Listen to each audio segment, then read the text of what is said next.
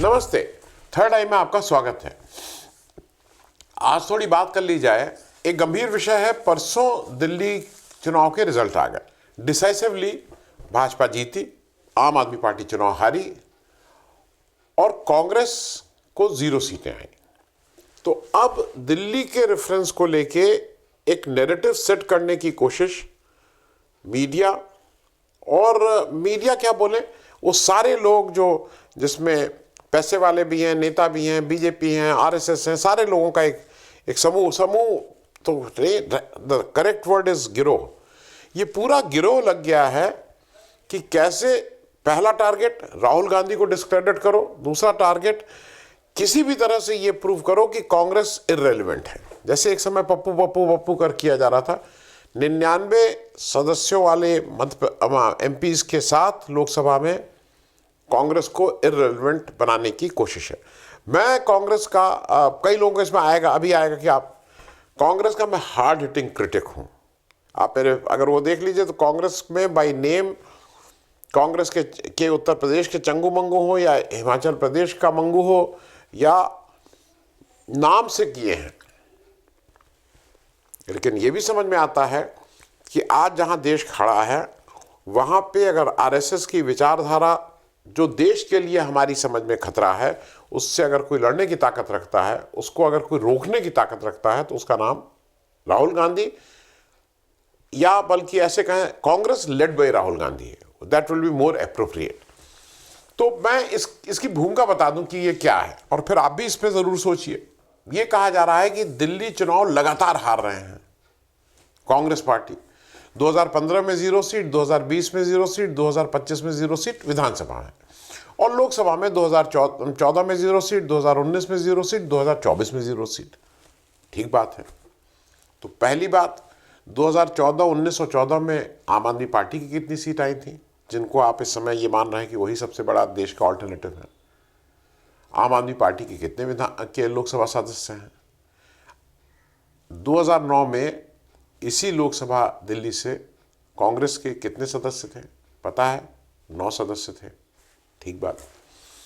अब ये एक सेट किया जा रहा है और ये तमाम मीडिया चैनल कि जैसे अगर तेंदुलकर भी लगातार भाई क्या T20 में भी फेल हो, वनडे में भी फेल हो, टेस्ट मैच भी ना खेलें और 6 इनिंग में 0 आए, तो क्या उनसे खिलाया जाएगा? ये टेस्ट मैच नहीं है। मैं इसमें बहुत स्ट्रॉन्ग वर्ड्स नहीं यूज करना चाहता हूं, लेकिन मैं फिर भी बता दूं, टेस्ट मैच में या यही हो सकता है कि खिलाड़ी जिसको भारत रत्न दिया जाए उसके बाद वो एक कोई टीवी वो कौन सी बैटरी का एडवर्टीजमेंट करे और कुछ पैसा वसूले, जिसके पास अथाह सैकड़ों हजारों करोड़ रुपए हो, लेकिन वो करे। ये सब बातों को किनारे रखा जाए। अब ये मेरे हिसाब से बिल्कुल सोची समझी रणनीति है to discredit Rahul Gandhi and to discredit Congress party. एक चीज जो सबसे पहले एक एक करके आपको समझना होगा, आज राहुल गांधी क्या कर रहे हैं? वो आरएसएस की उस विचारधारा से लड़ रहे हैं जिसके अनुसार एक देश, एक निशान, एक विधान, एक क्या क्या करते हैं, और जिसमें ये भी है कि एक धर्म। ये उसका बोला नहीं जा रहा है, लेकिन अंडरलाइंग प्रिंसिपल ये है। अब राहुल गांधी उससे लड़ रहे हैं और अकेला होकर लड़ रहे हैं, और राहुल गांधी को लड़ता हुआ देख के बहुत से लोग ऐसे हैं जिनको लगता है कि नहीं, वो ठीक बात के लिए लड़ रहा है, उसी के साथ खड़े होना चाहिए। इस तरह के तमाम मीडिया के यूट्यूब चैनल से लेके सब लोग आ जाएंगे, इंडिविजुअल्स आ जाएंगे। अब इसका कंपैरिजन जरा कर लीजिए कि क्योंकि लोग ये कहते हैं ना कांग्रेस चली गई, कांग्रेस, राहुल गांधी किन हालात में लड़ रहे हैं। मैं थोड़ा ये बता दूं, कांग्रेस पार्टी जब जवाहरलाल नेहरू थे तो किस विपक्ष से लड़ती थी? कांग्रेस पार्टी देश को आजादी दिलाने वाली लिगेसी के साथ आई थी। उसके सामने कुछ कुछ छोटे छोटे दल होते थे, वो अपने वजूद के लिए लड़ते थे, भिड़ते थे, फिर होते थे, और उसमें से ज्यादातर कांग्रेस के निकले हुए लोग थे। तो Nehru as compare to Rahul Gandhi, I am talking, बहुत कंफर्टेबली प्लेस थे देश के सामने उस कांग्रेस को लीड करने के लिए जो नेहरू के समय थी। फिर इंदिरा गांधी आई। इंदिरा गांधी ने कांग्रेस का कि दो धड़े बनाए, दूसरा भी कांग्रेसी था, लेकिन फिर इंदिरा गांधी ने, क्या आपको ऐसा लगता है कि जिस तरह से राहुल गांधी आज देश में उस विचारधारा से लड़ने वो लड़े? क्योंकि मैं विचारधारा पे भी आऊंगा एक और चीज करके। राजीव गांधी का क्या हुआ? राजीव गांधी जब आए तो 415 सीटें लेके आए भाई, अनप्रेसिडेंट। वो क्यों आई मैं उसमें नहीं जा रहा हूं। इंदिरा गांधी की हत्या से सहानुभूति हुई, लेकिन उनके पास वो मैंडेट था। क्या राहुल गांधी को कभी इस तरह की लग्जरी मिली है? और एक चीज और जो हो, इस चर्चा को आगे बढ़ाएं उससे पहले एक चीज समझ लीजिए। From the point of view of RSS, BJP, ये बहुत इससे अच्छी, मतलब जो स्क्रिप्टेड है, इससे अच्छी दिल्ली की स्टोरी नहीं हो सकती। वो पूरे देश में चाहते हैं कि ये स्टोरी रिपीट की जाए, क्योंकि आज मोटे तौर पे 90% से ज्यादा वोट पे आरएसएस की विचारधारा वाली पार्टी का कब्जा है। वो ए टीम है, बी टीम है नहीं है। सीपीआई सीपीएम में तो एक ही विचारधारा के लोग हैं, लेकिन कट्टर दुश्मन हैं। जब बंगाल में आती है बात, लेफ्ट फ्रंट बन गया बाद में, अलग बात है, लेकिन आपस में इनकी जो वो है। मैं इसलिए इस बात को कह रहा हूं कि विचारधारा एक है। अब उस पर ठीक है, आपके कुछ लोगों को लगेगा नहीं वो बीजेपी से लड़ते हैं। बीजेपी से लड़े, किसी से लड़े, लार्जर जब कैनवस आता है तो उनकी विचारधारा वही है, वही एक विधान, एक ही लोग रहें, एक ही तरह के लोग रहें, एक ही तरह का झंडा, एक ही तरह की बात, एक ही तरह का धर्म। अब एक चीज और जरा समझ ले, मैं इसलिए इस बातों को कह रहा हूं कि ये भी जरा समझिएगा कि राहुल गांधी किन हालात में, इन एडवर्स परिस्थिति में लड़ रहा है। क्या कांग्रेस नेहरू की कांग्रेस के समय की मजबूत कांग्रेस है? क्या इंदिरा गांधी के समय की मजबूत कांग्रेस है? क्या राजीव गांधी के समय की मजबूत कांग्रेस है? और इसके अलावा on a personal note, Rahul Gandhi, Jawaharlal Nehru किसके अंडर उनका ट्रेन किए गए? कि कौन उनको पेट्रन था? कौन उनको ABCD चलना सिखाया? कौन उनको कोर्ट में लेके गया? कौन उनको कांग्रेस के अधिवेशन में लेके गया? याद रखिएगा, मोतीलाल नेहरू ने हाथ पकड़ के, उंगली पकड़ के, इसको कहते हैं, जवाहरलाल नेहरू को चलना सिखाया था, जिसकी वजह से जब मोतीलाल नेहरू ने रहे तो इंडिपेंडेंटली वो दौड़े भी। इंदिरा गांधी की बात आ जाइए, इंदिरा गांधी को उन्होंने न मंत्री बनाया न MP बनाया, ये फैक्ट है। लेकिन इंदिरा गांधी का जो एक्सपोजर जवाहरलाल नेहरू के समय हुआ, भाई जवाहरलाल नेहरू, उनकी पत्नी की मृत्यु हो चुकी थी आजादी से पहले, तो जब देश आजाद हुआ, प्रधानमंत्री बने, तो the lady of the house was Indira Gandhi. चाहे वो विदेशी राजनीति का है, चाहे वो है, तो सारा कुछ इनको हैंडल करना है, विदेशी दौरे पे इनको जाना है। तो जो एक्सपोजर इंदिरा गांधी को मिला as Jawaharlal Nehru is his guide, वो क्या राहुल गांधी को मिला? अब आ जाइए इंदिरा गांधी और राजीव गांधी पे। इंदिरा गांधी ने जिस तरह से संजय गांधी को पहले कोशिश, संजय गांधी की मृत्यु के बाद उन्होंने राजीव गांधी को नौकरी से इस्तीफा दिलवा के अपने साथ रखा, जनरल सेक्रेटरी बनवाया, कहा चलो सीखो कैसे होती है पॉलिटिक्स। याद है? और राहुल गांधी के केस में क्या हुआ? जब राजीव गांधी की हत्या हुई तो ये व्यक्ति बोलिए, लड़का बोलिए, जो भी बोलिए, ये पढ़ रहा था। क्या राजीव गांधी ने एक बार भी उंगली पकड़ के इसको बताया कि नहीं पॉलिटिक्स ऐसे होती है, इसको ऐसे करना चाहिए, इसको बताया? उस समय का ऑपोजिशन समझ लीजिए। जवाहरलाल नेहरू के सबसे बड़ा ऑपोजिशन का जो नॉन लीडर है, कौन था? Non leader doctor Ram Manohar Lohia, जो उनको, मतलब ये सबको पता है, पार्लियामेंट में घेरते थे, फूलपुर में जाके इलेक्शन उनके अगेंस्ट लड़ते थे, ये सारा कुछ करते थे। लेकिन व्यक्तिगत तौर पे जो आज की राजनीति है उसके रेफरेंस में समझना किसी भी राजनीतिक शास्त्र के स्टूडेंट के लिए जरूरी है कि जब वेलिंगटन में भर्ती थे और जब उनकी तबीयत की बात हुई, क्या तबीयत तब खराब है और उसके बाद कहाँ जाएंगे, मतलब पोस्ट, जब अस्पताल से निकलेंगे तो उनकी अगर ज़्यादा तबीयत खराब हो तो कहाँ उनको, तो उन्होंने कहा था कि भाई और कहाँ, उन्होंने कहा था कि मुझे इंदू के घर ले चलना, क्योंकि जिस तरह की मेरी देखभाल उनके घर में हो सकती है वो कहीं नहीं हो सकती, जबकि उनको गूंगी गुड़िया और क्या क्या नहीं कहे थे। एक बात और, इंदिरा गांधी के अगेंस्ट सारा मूवमेंट किसने चलाया था, किसके नेतृत्व में चला था, याद रखिएगा, लोकनायक जयप्रकाश नारायण के। और जब इंदिरा गांधी 77 में चुनाव हारती हैं तो उनके घर का पहला विजिटर कौन है और कौन लोग आते हैं? जनता पार्टी के अध्यक्ष चंद्रशेखर थे। ये बात इसलिए समझना और जानना जरूरी है कि उस समय विपक्ष का कलेवर, उस समय विपक्ष का चरित्र, कलेवर से ज्यादा चरित्र, और आज के विपक्ष को जिस तरह से पक्ष वाले समझते हैं उसका चरित्र। जनता पार्टी की सरकार, जनता पार्टी के अध्यक्ष चंद्रशेखर, और चंद्रशेखर ने जब ये बात हुई तो उन्होंने अब ही पुट हिज फुट डाउन कि उनका घर आप नहीं खाली करा सकते। वो अलग बात है कि फिर वो मैं उसमें नहीं जा रहा हूं खाली, लेकिन Chandrashekhar stood for him, for her. JP was the first guest to reach. तो मेरा कहना यह कि पक्ष विपक्ष होता था।